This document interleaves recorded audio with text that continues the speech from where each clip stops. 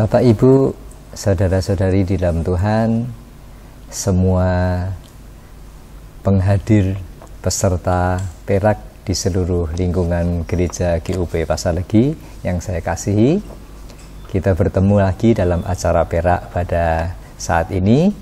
Dan sebelum itu, mari kita berdoa bersama-sama. Bapa di dalam surga, kami mohon pertolongan dan pimpinan Tuhan untuk memasuki acara Perak kami pada saat ini. Kami mohon hikmat dan pertolongan Tuhan untuk kami boleh membahas firman-Mu, karena kami tahu bahwa tanpa pengetahuan dari Tuhan, tanpa pimpinan Roh Kudus, kami tidak akan bisa mengerti akan firman-Mu, apalagi kami boleh melaksanakannya dalam kehidupan kami. Tetapi kami yakin permohonan kami untuk Engkau memberikan hikmat kepada kami untuk membahasnya, untuk melaksanakan dalam kehidupan kami. Tuhan menjamin akan menjawab doa dan permohonan kami. Terima kasih Tuhan, di dalam nama Tuhan Yesus kami berdoa, amin. Bapak, Ibu, saudara-saudari jemaat Pasarlegi yang tergabung dalam Perak di seluruh wilayah kami, kita kembali lagi pada satu bahasan tentang surat Yakobus. Kita ingat bahwa pada waktu sebelumnya, bulan yang lalu, kita membahas cara bertumbuh di dalam Tuhan, dan poin kecil yang pertama adalah mendengarkan firman Tuhan. Ingat waktu itu Yakobus menggambarkan kita punya 2 telinga dan 1 mulut. 2 telinga untuk mendengar, 1 mulut untuk berbicara. Sehingga mendengar firman Tuhan adalah satu keadaan fisiologis yang Tuhan inginkan dalam penciptaan Dia terhadap kita. Banyak mendengar, sedikit berbicara, gitu. Nah, bagian kita saat ini, bagian kedua adalah menerima firman Tuhan. Yakobus 1 ayat 21 mengatakan bahwa sebab itu buanglah segala sesuatu yang kotor dan kejahatan yang begitu banyak itu, dan terimalah dengan lemah lembut firman yang tertanam di dalam hatimu, yang berkuasa menyelamatkan jiwamu. Dan terimalah dengan lemah lembut firman yang tertanam di dalam hatimu, yang berkuasa menyelamatkan jiwamu. Saya merasa pada saat Yakobus menuliskan ayat-ayat ini, dia sedang mengingat perumpamaan Tuhan Yesus tentang seorang penabur yang menaburkan benih firman Tuhan, ya, benih kebenaran firman Tuhan.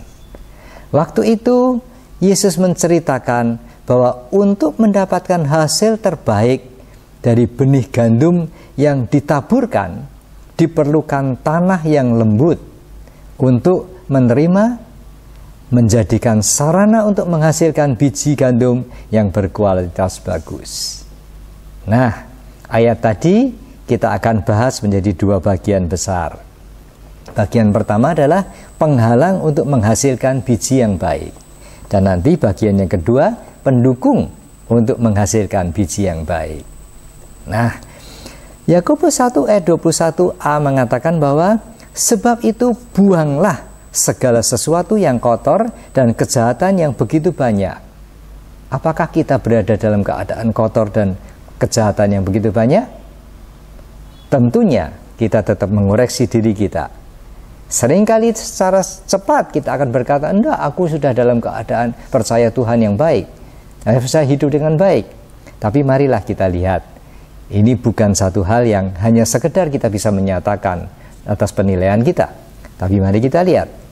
Nah, pada saat kita membaca renungan harian yang saya tulis tentang akulah terang hidup dan akulah pintu kepada domba-domba itu, kita mendapatkan 2 hal yang menghalangi kita untuk percaya, untuk bisa menerima kebenaran Yesus yang diajarkan sebagai terang hidup maupun pintu kepada domba-domba. Penghalang yang pertama adalah orang meremehkan Yesus.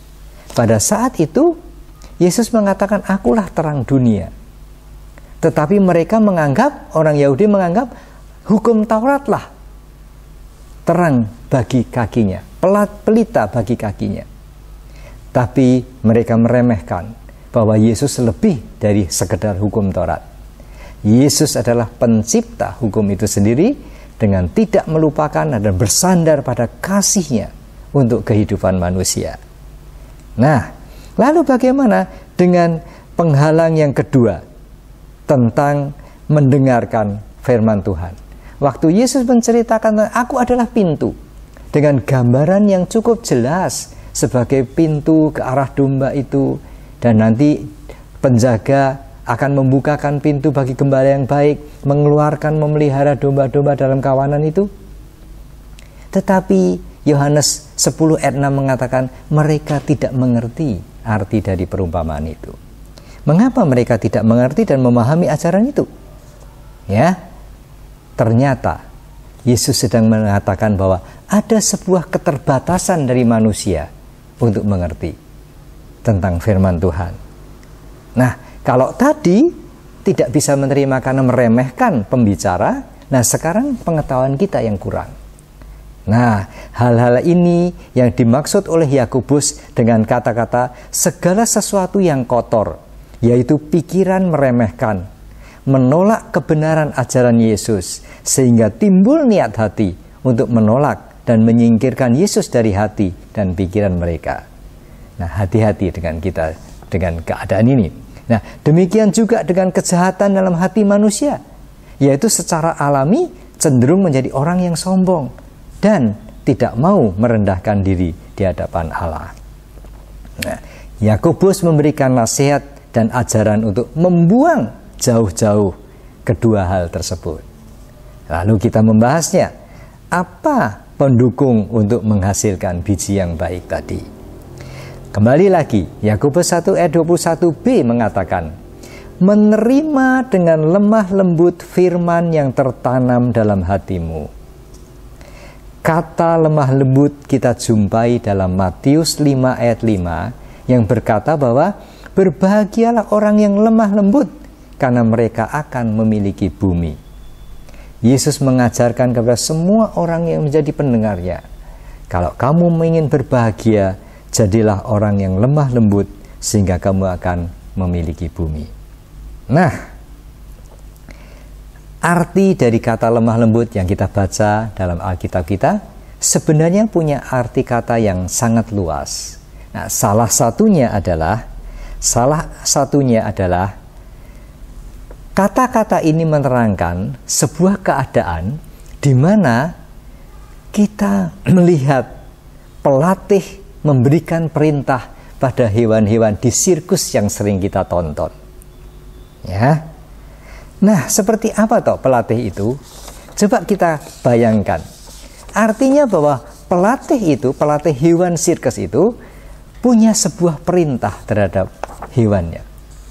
Dan hewan itu mengerti perintah itu, kemudian dia punya sikap taat untuk melaksanakan perintah dari pelatih tadi. Lalu dengan tepat dia melaksanakan, baik untuk berguling, untuk meloncat, untuk apa saja yang diperintahkan oleh pelatih itu. Dan jika itu terlaksana dengan baik, kita sebagai penonton akan bersorak-sorak bertepuk tangan, memuji dia, bukan? Nah, seperti itulah. Kalau kita menyadari Tuhan yang memberikan perintah, kita punya sikap untuk menerimanya, melaksanakan, maka demi kemuliaan nama Tuhan kita akan dipuji oleh orang di sekitar kita juga. Nah, menerima dengan lemah lembut adalah sikap menyadari kita perlu selalu merendahkan hati untuk belajar, lalu melaksanakan dengan ketaatan terhadap kebenaran yang kita pelajari. Sebab sebenarnya kebenaran itu sudah tertanam di dalam hati kita yang sudah percaya kepada Yesus, dan kemudian dibersihkan terus, dibina dengan firman Tuhan, sucikan dengan darah Yesus di dalam Dia.